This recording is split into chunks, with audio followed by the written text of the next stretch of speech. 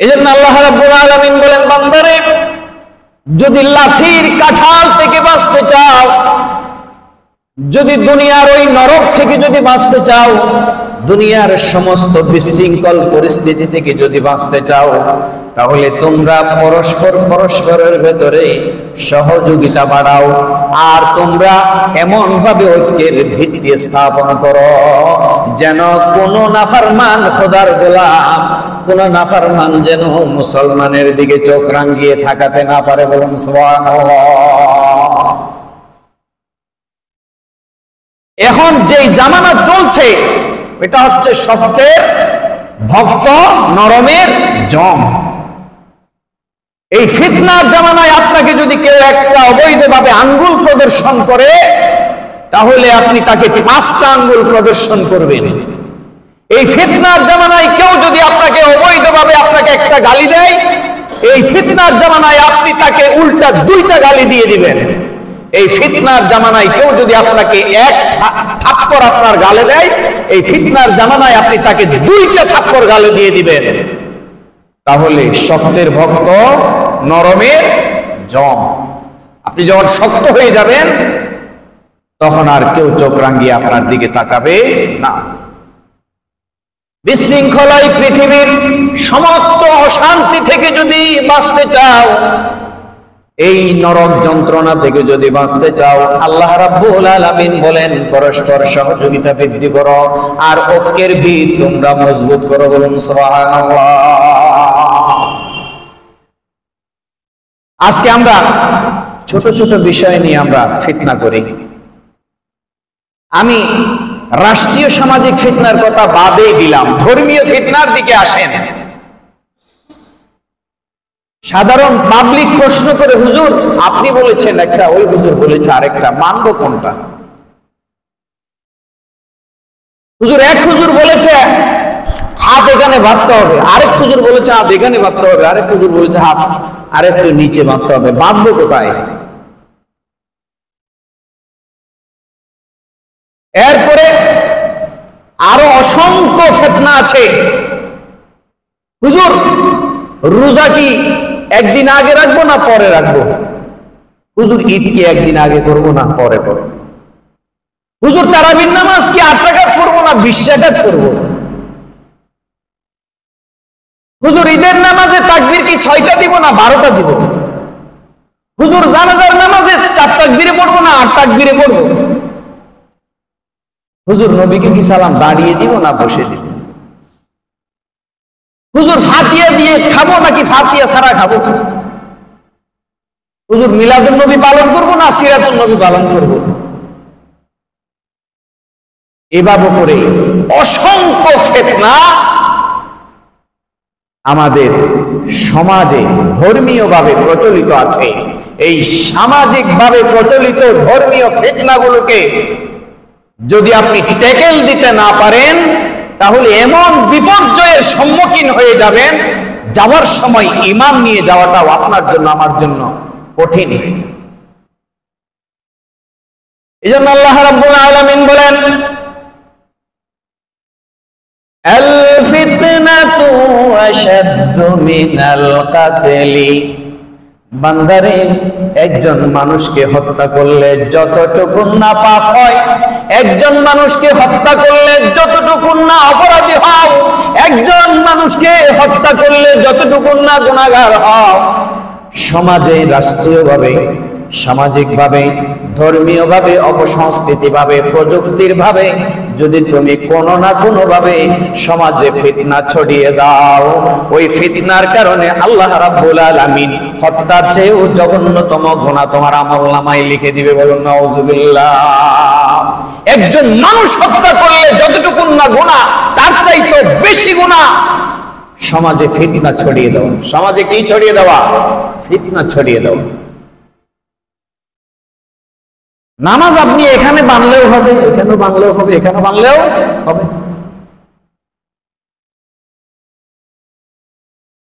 সৈয়দ আবুল আলম মওদুদী রাহমাতুল্লাহ আলাইহিকে একজন প্রশ্ন করেছেন, হুজুর কোথায় বানবো? এখানে বানবো না, এখানে বানবো না, এখানে বানবো, কোথায় বানবো হুজুর একটু বলেন। উনি বলেছেন, এখানে বাঁধাও যেহেতু হাদিস আছে, এখানে বাঁধাও যেহেতু হাদিস আছে, এখানে বাঁধাও যেহেতু হাদিস আছে, যে দেশে যেখানে বাঁধে সেখানে বাঁধো, ফিতনা করিও না। সুবহানাল্লাহ বলবেন না? ফিতনা করিও না। যে দেশে যে নিয়মে বাঁধে তুমি সে দেশে সেই নিয়মে বাঁধো, ফিতনা করিও না। এমন ফিতনা তৈরি হয়েছে, আপনি এখানে হাত না বাঁধলে আপনাকে মসজিদ থেকে বের করে দিবে, আবার আপনি এখানে হাত বাঁধলেও আপনাকে মসজিদ থেকে বের করে দিবে। কত ধরনের ফিতনা না! মুসলমানরা ফিতনায় যাবে না, মুসলমানরা মিডলে থাকবে। কোথায় থাকবে? মিডলে থাকবে, মাঝখানে থাকবে। এজন্য মানুষ হত্যা করা যত বড় না পাপ, মানুষ হত্যা করা যত বড় না গুনাহ, সমাজে বিশৃঙ্খল পরিস্থিতি তৈরি করে দেওয়া, সমাজে ফিতনা তৈরি করে দেওয়া তার চাইতে বড় মারাত্মক গুনাহ। বলুন নাউজুবিল্লাহ। এমনও পরিস্থিতি আমি দেখেছি, দুইজন মুসল্লি পাশাপাশি দাঁড়িয়েছে নামাজ আদায় করার জন্য, একজন মুসল্লি পেছনে চলে গেছে। কিরে ভাই আপনি পেছনে চলে গেলেন কেন? কাতার তো শূন্য হয়ে গেছে। বলে হুজুর উনি ওয়াহাবি মানুষ, ওনার পিছনে যদি আমি দাঁড়াই, ওনার সাথে যদি দাঁড়াই, তাহলে আমার নামাজ হবে না। আরেকজন পিছনে চলে গেল। কেন চলে গেলেন? বলে হুজুর উনি বেদাতি মানুষ, ওনার পাশে দাঁড়িয়ে সালাত আদায় করলে সালাত আদায় হবে না। এভাবে যদি ওয়াহাবি সুন্নি মিডা তিতা টক মিষ্টি ঝাল এই সমস্ত তুকমা লাগায়, তাকমা লাগায় যদি মুসলমানের ভিতরে ফাটল তৈরি করেন, ফিতনা তৈরি করে দেন, তাহলে আপনি লক্ষ মানুষকে হত্যা করলে যে অপরাধী হতেন তার চাইতে বড় অপরাধী হয়ে গেলেন মুসলমানের ভিতরে আপনি ফিতনা তৈরি করে দেওয়ার কারণ। টুপি লইয়ে ফিতনা আছে। ইন্টারভিউ দিতে গেল এক হুজুর টুপির দিকে তাকায়, দেবে ওয়াবি বাংলাই, এবার টুপি তো নিচে লিখে ওয়াবি। আরেকটা আছে যে টুপি একবারে ফেরগট করলে বহুত উসল করে দিয়ে, এবার ঠিক আছে, এবার কি সুন্নি, এবার কি টুপির ভিতরেও মিয়া ওয়াবি সুন্নি। টুপির ভিতরে যদি আপনি মুসলমান তালাশ করেন, টুপির ভিতরে যদি ইমান তালাশ করেন, এর চাইতে বড় ফিতনা মুসলমানদের জন্য আর কিছু থাকতে পারে?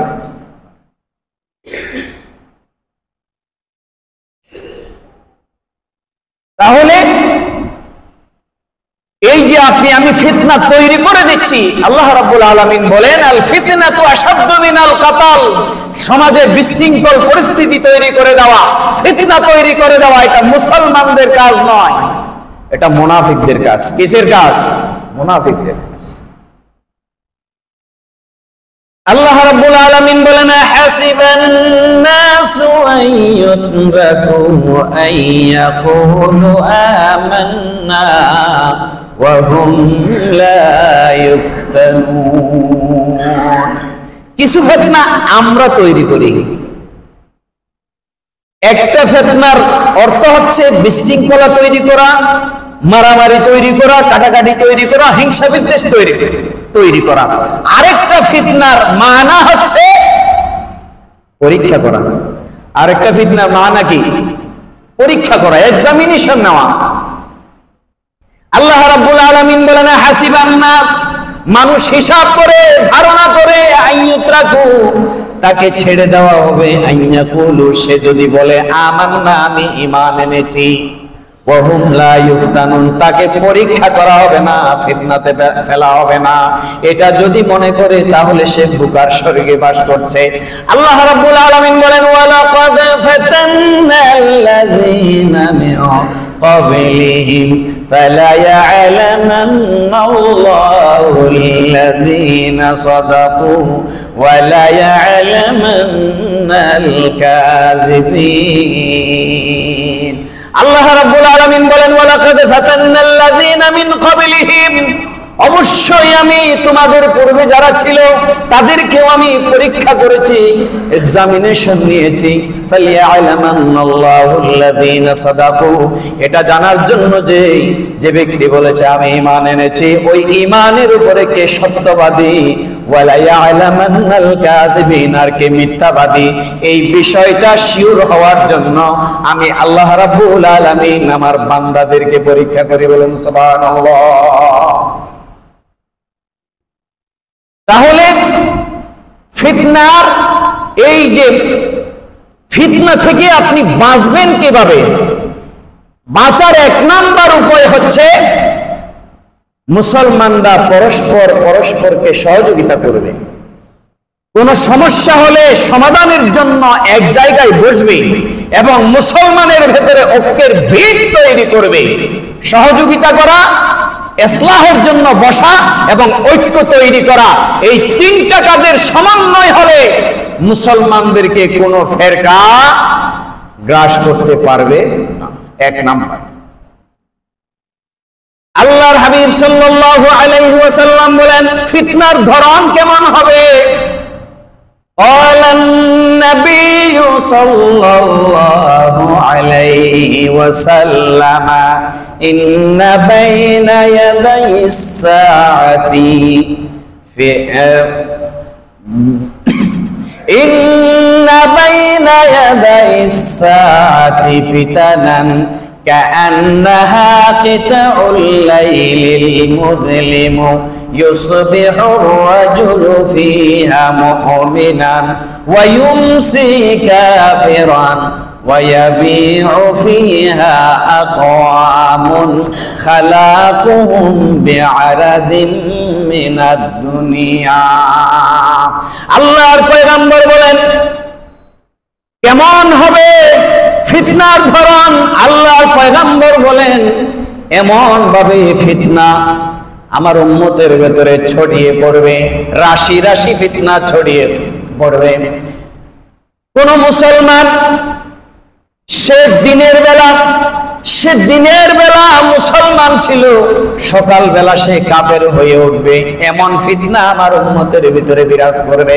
আর যে ব্যক্তি সকালে মুসলমান ছিল আর সন্ধ্যাবেলা সে কাফের হয়ে যাবে, এমন পরিস্থিতি, এমন ভাবে ফিতনা সমাজে ছড়িয়ে পড়বে। এই অবস্থায় মুসলমানদের করণীয় কি? এক নাম্বার করণীয় হচ্ছে মুসলমানরা পরস্পরকে সহযোগিতা করবে, মুসলমানরা ইসলাহের জন্য পরস্পর বসবে, মুসলমানরা ঐক্যের ভিত তৈরি করবে। বলুন সুবহানাল্লাহ।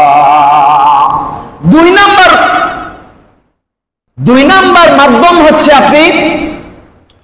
দুই নাম্বার করণীয় হচ্ছে যাবতীয় গুনাহ থেকে মুসলমানরা আল্লাহর কাছে তাওবা করবে। কার কাছে তাওবা করবে? আল্লাহর কাছে তাওবা করবে। আল্লাহ রাব্বুল আলামিন বলেন ইয়া আইয়ুহাল্লাযীনা আমানু তুবু ইলাল্লাহ তাওবাতান নাসুহা আসা রাব্বুকুম আন ইউকাফফিরা আনকুম সাইয়্যাতিকুম ওয়া ইউদখিলুকুম জান্নাতিন তাজরি মিন তাহতিহাল আনহার।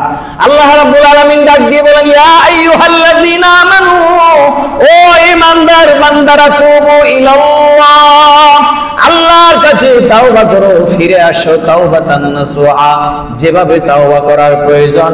আসা রাব্বুকুম, আশা করা যায় তোমাদের রব, আইয়ুকাফিরা আনকুম সাইয়্যাতিকুম, তোমাদের সমস্ত গুনাহগুলো আল্লাহ মাফ করে দিবেন। বলুন সুবহানাল্লাহ। ওয়া ইউদখিলুকুম জান্নাতিন তাজরি মিন তাহতিহাল আনহার। আল্লাহ রাব্বুল আলামিন ডাক দিয়ে বলেন বান্দারে, তাওবা করেছো তো, আমি তোমার গুনাহ মাফ করে দিব, এরপরে নাহার বিশিষ্ট জান্নাতের ব্যবস্থা করে দিব। বলুন সুবহানাল্লাহ। এরপরে করণীয় কি? ফিতনা, চতুর্দিকে ফিতনা। হুজুর এখন করণীয় কি?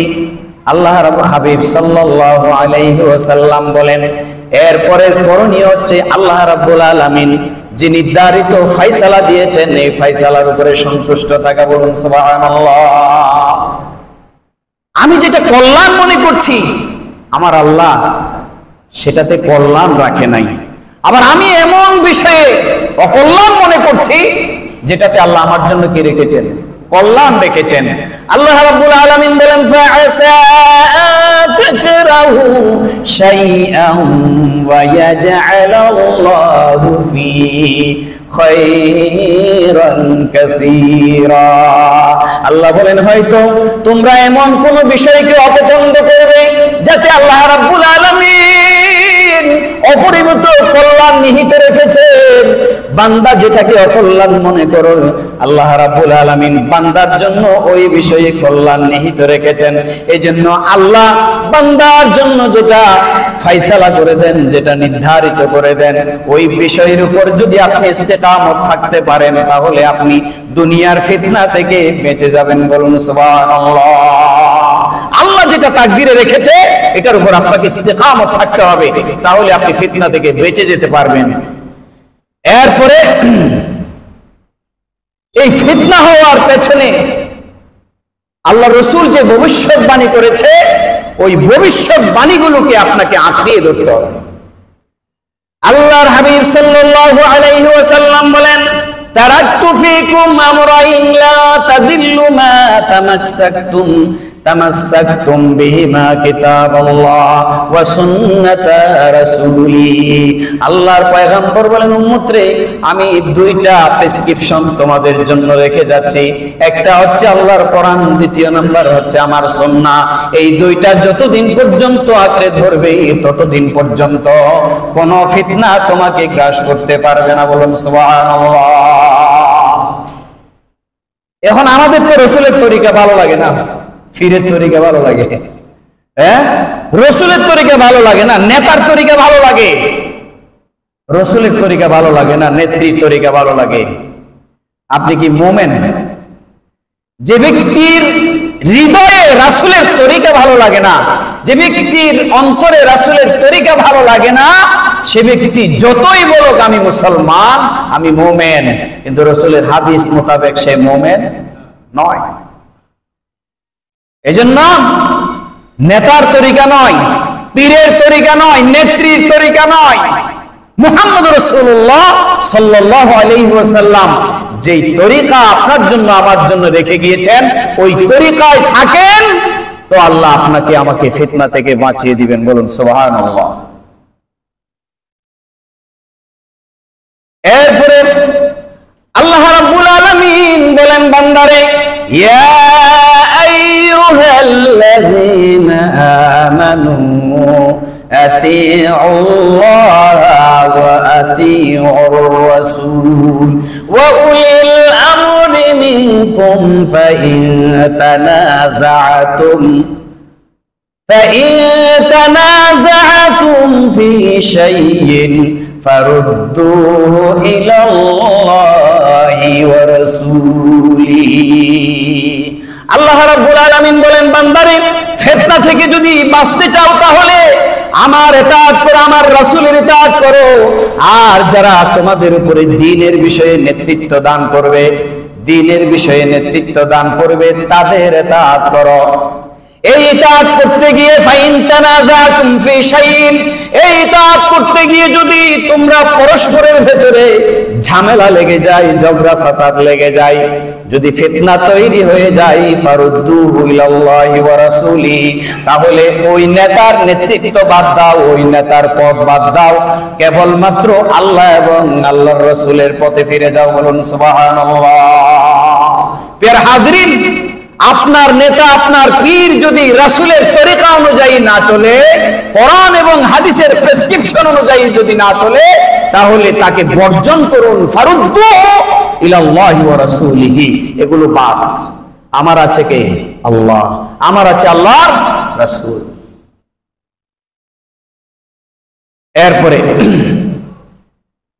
ফিতনা তো চতুর্দিকে ফিতনা, যাব কোথায়? আল্লাহ রাসূল বলেন যখন ফিতনা চতুর্দিকে হবে তখন তুমি ফিতনা থেকে দূরে থাকো। ফিতনা থেকে কি থাকো? দূরে থাকো।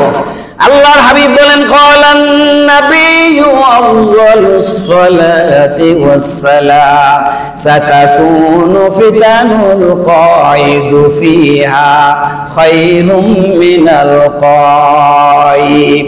আল্লাহর পয়গম্বর বলেন উম্মত রে, ফিতনা যখন চতুর্দিকে ছড়িয়ে যাবে তখন ওই ফিতনা চলাকালীন সময় যে ব্যক্তি ফিতানুল কায়দ ফিহা খায়রুম মিনাল কায়দ, ওই সময় উপবিষ্ট ব্যক্তি, বসা ব্যক্তি দাঁড়ানো ব্যক্তির চেয়ে উত্তম। এরপরে ওয়াল কায়িমু ফিহা খায়রুম মিনাল মাশি, আর দাঁড়ানো ব্যক্তি ভ্রাম্যমান হেঁটে চলা ব্যক্তি থেকে অধিক রক্ষিত। এরপরে ওয়াল মাশি ফিহা খায়রুম মিনাস সাই, আল্লাহর পয়গম্বর বলেন আর ভ্রাম্যমান হেঁটে যাওয়া ব্যক্তি ধাবমান ব্যক্তির চেয়ে অধিক বিপদ মুক্ত। এরপরে আল্লাহর হাবিব সাল্লাল্লাহু আলাইহি ওয়াসাল্লাম বলেন ওয়া মান ইউশরিফ লাহা তাস্তাশরিফুহু ওয়া মান ওয়াজাদা মালজাআন আও মাআজান ফালইয়াউযু বিহি। আল্লাহর পয়গম্বর বলেন তখন যদি কোনো ব্যক্তি তার দিন রক্ষার জন্য কোনো ঠিকানা অথবা নিরাপদ আশ্রয় পায় তবে সেখানে আশ্রয় গ্রহণ করাটাই তার জন্য উচিত। বলুন সুবহানাল্লাহ। ফিতনা, এই যে যতগুলো ফিতনার কথা বললাম, এই ফিতনা থেকে বাঁচার জন্য আপনি নিরাপদ কোনো জায়গা খুঁজেন। এরপরে ফিতনা থেকে বাঁচতে পারবেন, বাঁচার জন্য আপনার করণীয় কি? বিভ্রান্তিকর প্রচারণা থেকে নিজেকে বিরত রাখা। বিভ্রান্তিকর প্রচারণা থেকে নিজেকে কি রাখা? বিরত রাখা। আল্লাহ রাব্বুল আলামিন বলেন ইয়া আইয়ুহাল্লাযীনা আমানু ইযা জাআকুম ফাসিকুম বিনাবাইন ফাতাবায়ানু। আল্লাহ সব দিয়েছেন, প্রেসক্রিপশনে সব দিয়েছেন, শুধু টাইম মেনটেন করে আমরা যদি মেনে চলতে পারি তাহলে নাজাতের ব্যবস্থা করে দিবেন কে? আল্লাহ। আল্লাহ বলেন ইয়া আইয়ুহাল্লাযীনা আমানু, হে ঈমানদারেরা, ইন জাআকুম, যখন তোমাদের কাছে আসে, ফাসিকুন, কোন ফাসিক ব্যক্তি, বিনাবাইন, কোন সংবাদ নিয়ে, ফাতাবায়ানু, তোমরা সেটাকে চুল ছেঁড়া বিশ্লেষণ করো, যাচাই বাছাই করো, তারপরে সেই বিষয়ে মন্তব্য। এখন তো ফেসবুকে পাইলাম ঠাস করে শেয়ার করে দিলাম, ফেসবুকে পাইলাম ঠাস করে লাইক দিয়ে দিলাম, ফেসবুকে পাইলাম যাচাই বাছাই করলাম না, হ্যাঁ মন্তব্য একটা করে দিয়ে দিলাম, কমেন্ট একটা করে দিয়ে দিলাম, দেখলাম এটা চতুর্দিকে ছড়িয়ে গেছে, কিন্তু আসলে বিষয়টা মিথ্যা। বিষয়টা কি? মিথ্যা। এখন আমি যে শেয়ার করলাম, কমেন্টস করলাম, এরপরে আপনার লাইক বাটনে ক্লিক করলাম, গুনাহ আমার আমলনামায় লেখা হয়েছে কি হয় নাই? এজন্য আল্লাহ বলেন যে কোনো সংবাদ পাওয়া মাত্র এটা ছড়িয়ে দিবে না, এটা জাস্টিফাই করবে, চুল ছেঁড়া বিশ্লেষণ করবে, তারপরে এই ব্যাপারে তুমি মন্তব্য করবে, তাহলে তুমি ফিতনা থেকে বেঁচে যেতে পারবে। সুবহানাল্লাহ বলবেন না? তারপরে এরপরে আপনি ফিতনা থেকে বাঁচার জন্য ৮ নাম্বার করণীয় হচ্ছে মুসলমানদের ভিতরে ঐক্য বজায় রাখতে হবে। দেখেন, ওই যে আগামীকাল তরিকতপন্থীরা যারা নিজেদেরকে সুন্নি দাবি করে তারা এবং তাদের দূষরেরা সবাই মিলে মার্চ ফর গাজা কর্মসূচি দিয়েছিল সেখানে, এখন বন্ধ করে দিয়েছে প্রশাসন। গালি দিচ্ছে জামাত শিবিরকে, গালি দিচ্ছে কাকে? জামাত শিবিরকে। অবাক লাগে, তুমিও তো দাঁড়িয়ে রেখেছো, তুমিও তো মাথায় টুপি দিয়েছো, জুব্বা পরেছো, কেন তুমি আরেকজনকে গালি দিবা? প্রশাসন যিনি বন্ধ করেছেন, আইন উপদেষ্টা যিনি, স্বরাষ্ট্র উপদেষ্টা যিনি, তারা কি জামাতের নেতা? বলেন তো, তারা কি জামাতের নেতা? তারা তো জামাতের নেতা না, তারা তো দেশের কর্তৃত্বদার। তারা বন্ধ করে দিয়েছে, এখন আপনি গালি দিচ্ছেন জামাত শিবিরকে। তাহলে আপনি মার্চ ফর গাজার জন্য ওই কর্মসূচি দেন নাই, দিয়েছেন এদেশে যারা ইসলামী হুকুমত কায়েম করতে চায় তাদেরকে গালি দেওয়ার জন্য, তাদের বিরুদ্ধে ষড়যন্ত্র করার জন্য, এই দেশে বিশৃঙ্খল পরিবেশ তৈরি করার জন্য আপনারা ওই মার্চ ফর গাজা কর্মসূচি ঘোষণা করেছিলেন। না হলে তো কখনো দেশের কর্তৃপক্ষ যেটা নিষেধ করেছে সেটা আরেকজনের উপর দোষ চাপাই দিয়ে তাকে গালি দেওয়ার কোনো অর্থ হয় না। দুঃখ লাগে মুসলমানদের। এখন মুসলমানের ভিতরে ঐক্য যদি না থাকে তাহলে ফিতনাতে থাকবে, আর ফিতনা এত ভয়ঙ্কর রূপ ধারণ করবে, আল্লাহর হাবিব সাল্লাল্লাহু আলাইহি ওয়াসাল্লাম বলেন এই পৃথিবীটা নরকে রূপান্তর হবে। কিসের রূপান্তর? নরকে রূপান্তর হয়ে যাবে। এরপরে 9 নাম্বার করণীয় হচ্ছে আল্লাহর কাছে দোয়া করবেন। কিছু কিছু দোয়া দিয়ে কাজ হয়, আবার কিছু দয়া দিয়ে কাজ হয়, আবার কিছু কাজ লাঠি দিয়ে করতে হয়। কি দিয়ে করতে হয়? লাঠি দিয়ে করতে হয়। আল্লাহ রাব্বুল আলামিন বলেন ওদের ফরজ নামাজের পরে একটু দোয়া করব, আল্লাহুম্মা ইন্নী আউযু বিকা মিন আযাবিল কবর ওয়া আউযু বিকা মিন ফিতনাতিল মাসিহিদ দাজ্জাল ওয়া আউযু বিকা মিন ফিতনাতিল মাহইয়া ওয়া ফিতনাতিল মামাত। আল্লাহর কাছে দোয়া করবেন, আল্লাহ আমাকে কবরের আযাব থেকে বাঁচাও, আমাকে তুমি মাসিহুদ দাজ্জালের ফিতনা থেকে বাঁচাও, আমাকে তুমি হায়াতের ফিতনা থেকে বাঁচাও, আমাকে তুমি মওতের ফিতনা থেকে বাঁচাও।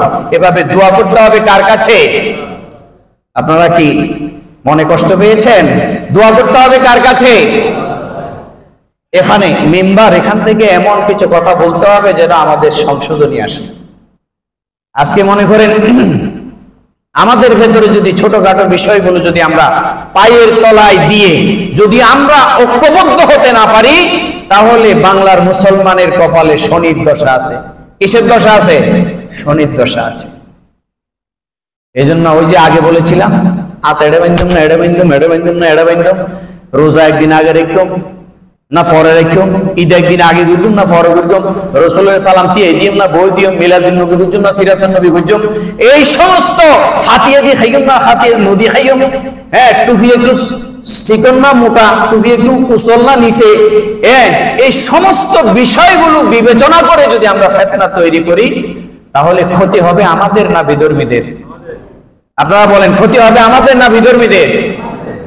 আমি একটা দৃষ্টান্ত দিয়েছিলাম আপনাদেরকে যে পৈতৃক ভাই ভাই মারামারি থাকবে, কাটাকাটি থাকবে, সমস্যা নাই, কিন্তু আমার মৌলিক সম্পদের বিষয়ে সব ভাই এক। সব ভাই কি? আপনার পৈতৃক সম্পত্তি যদি কোনো দুশ্মনে নিয়ে যায়, ভাই ভাই দুশ্মনী আছে ঠিক আছে, কিন্তু ওই সম্পদ আটকানোর জন্য সব এক হয়ে যাবে না? তুই আর বাবা সম্পদ লই যাওয়ার হবে। আপনার আমার সম্পদ, আমার পৈতৃক সম্পত্তি হচ্ছে আল্লাহর পক্ষ থেকে ঈমান, আমার পৈতৃক সম্পত্তি হচ্ছে আল্লাহর পক্ষ থেকে ঈমান, আমার পৈতৃক সম্পত্তি হচ্ছে আমার আল্লাহর পক্ষ থেকে ইসলাম। এই ঈমান এবং ইসলাম রক্ষার জন্য ছোটখাটো যত বিষয় আছে যেগুলো করলে সওয়াব আছে, না করলে গুনাহ নাই, যেগুলো কোনো না কোনো একটা সুন্নাহ ফলো করলে আপনার আমল কারেক্ট হয়ে যাবে, আপনার আমল আল্লাহর দরবারে মঞ্জুর হয়ে যাবে, ওই বিষয় নিয়ে ফেরকাবাজি করার কোন সুযোগ মুসলমানের আছে? এগুলো বাদ দেন। ছোটখাটো মতপার্থক্য একটা থাকবেই, তবে আমাদের উস্তাদরা বলতেন মতপার্থক্য থাকা ভালো, কিন্তু মতবিরোধ থাকা ভালো নয়।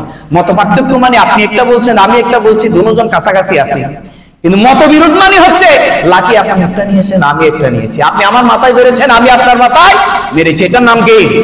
মতবিরোধ।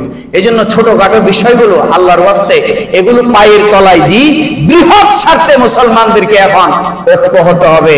কে বিএনপি, কে জামাত, কে সুন্নি, কে মিডা, কে তিতা, কে হেফাজতি, এগুলো বিধর্মীরা দেখবে। ইন্ডিয়াতে দেখেছেন একজন মুসলমানকে, সে বলছে আমি মুসলিম না বাঁচার জন্য, তার কাপড় খুলে যখন দেখেছে খতনা করা বিশিষ্ট, তখন তাকে ব্রাশ ফায়ার করে মেরেছে। নাউজুবিল্লাহ বলবেন না?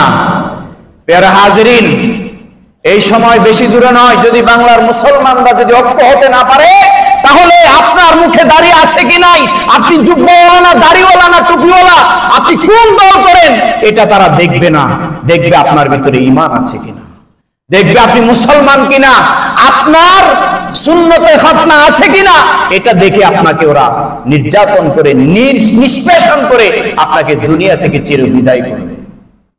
এই জন্য আসুন, ছোটখাটো মতপার্থক্য থাকবে, এটা স্বাভাবিক। আমরা মতপার্থক্য থাকবে, এটা স্বাভাবিক, কিন্তু আমরা মতবিরোধে জড়াবো।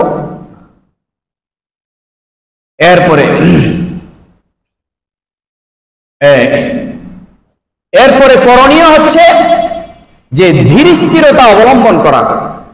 আমি যদি ফিতনায় পড়ে যাই, এখন আমার করণীয় কি? এখন কি করব? আপনি অস্থির হতে পারবেন না। আল্লাহ রাসূল বলেন, ধীর স্থিরতার সাথে তুমি ওই ফিতনা মোকাবেলা করো। আন ইবনে আব্বাস রাদিয়াল্লাহু তাআলা আন্না নবী সাল্লাল্লাহু আলাইহি ওয়াসাল্লাম قال لا أشجن عبد القيس إن فيك خصلتين يحبهما الله الحلم والأنات। আব্দুল কাইস গোত্রের এই আশ্চর্য ব্যক্তিকে, আশ্চর্য গোত্রের আব্দুল কাইসকে বললেন যে আল্লাহর কাছে দুইটা খাসলত বেশি প্রিয়। আল্লাহর কাছে দুইটা খাসলত বেশি প্রিয়। এক নাম্বার কি? আল হিলমু ওয়াল আনাত। এক নাম্বার হচ্ছে সহিষ্ণুতা। এক নম্বর হচ্ছে কি? সহিষ্ণুতা। দুই নম্বর হচ্ছে ধীর স্থিরতা। আপনি যদি কোনো কারণে যদি আপনি কোনো ফিতনার ভিতরে পড়ে যান, তাহলে আপনাকে ধৈর্যের পরিচয় দিতে হবে, ধীর স্থিরতার পরিচয় দিতে হবে। এই দুইটা পরিচয় দিয়ে যদি আপনি ফিতনা থেকে বেঁচে আসতে পারেন, আপনাকে ভালোবাসবেন, মহব্বত করবেন কে? এরপরে সর্বশেষ করণীয় হচ্ছে, যখন ফিতনা বেড়ে যাবে তখন নিজেকে ইবাদতে লিপ্ত রাখুন। কিসে লিপ্ত রাখুন? ইবাদতে লিপ্ত রাখুন। আল্লাহর হাবিব সাল্লাল্লাহু আলাইহি ওয়াসাল্লাম বলেন যে ফিতনা যখন বেড়ে যাবে তখন তোমরা নিজেদেরকে ইবাদতে লিপ্ত রাখো। আল্লাহর হাবিব বলেন, ক্বালান নবী আফদালুস সালাতি ওয়াস সালাম আল ইবাদাতু ফিল হারজি কাহিজরাতিন ইলাইয়া। ফিতনার সময় বিশৃঙ্খল পরিবেশে কোন খোদার গোলাম যদি ইবাদতে মগ্ন হয়ে যায়, আমার সাথে হিজরত করলে যে ফজিলত, সেই ইবাদতে লিপ্ত হওয়ার কারণে তার আমল নামায় সেই ফজিলত। বলুন সুবহানাল্লাহ। তাহলে ইবাদতে নিজেকে মশগুল করুন ফিতনা থেকে বাঁচানোর জন্য। তো এই ফিতনার বিষয়গুলো আরো অনেক জটিল জটিল বিষয়গুলো আছে, আমি সেদিকে যাচ্ছি না। আরেকটা বিষয় হচ্ছে মুমিনদের সাথে বন্ধুত্ব রাখা। মুমিনদের সাথে কি রাখা? বন্ধুত্ব রাখা। আমরা তো এখন মুমিনরা এমন যে একজন মহিলা আর একজনের চেয়ারাইতে নসাই না, তো চেয়ারা চাইতাম না। বন্ধুত্ব কিভাবে রাখবে? এই বন্ধুত্বের ব্যাপারে আল্লাহ রাব্বুল আলামিন অসংখ্য বয়ান কোরআনে পাকে করেছেন।